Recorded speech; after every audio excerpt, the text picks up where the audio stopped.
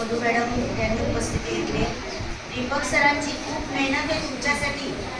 सर्वांनी एक लक्षात घ्यायचंय, हे जे प्रश्नसंच आपल्याला देणार आहे त्यातले सगळे क्वेश्चन पेपर तुम्हाला सोडवायचे आणि जास्तीत जास्त क्वेश्चन पेपर जे सोडवणार त्यांना ते स्कॉलरशिप देणार आहे.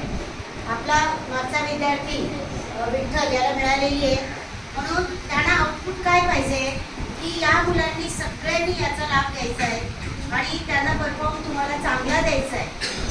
मस्ती मजा सोडून द्या. आता फक्त 1 महिना राहिला तुमचा आणि सरांची जी मेहनत आहे, दीपक सर आणि मधू मॅडम यांनी जी मेहनत घेतलेली तुमच्यासाठी, त्या मेहनतीचा आउटपुट तुम्हाला द्यायचे.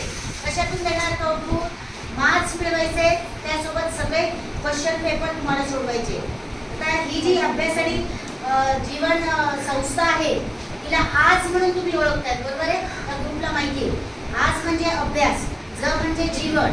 यासाठी ही संस्था अशा विद्यार्थ्यांसाठी काम करते आहे.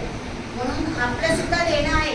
तुम्हा सगळ्यांना माझं विनंती करून सांगणं आहे की मस्ती मजा आता सोडून द्या आणि आपला जो काही टार्गेट ठरलेला आहे अभ्यासाचा त्या दिशेने तुम्ही गेलं पाहिजे.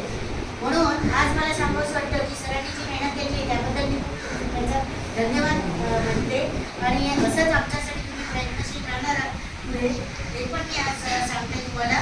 आणि तुम्हा विद्यार्थ्यांनी सुद्धा हे व्यवस्थित ऐकलेलं आहे आणि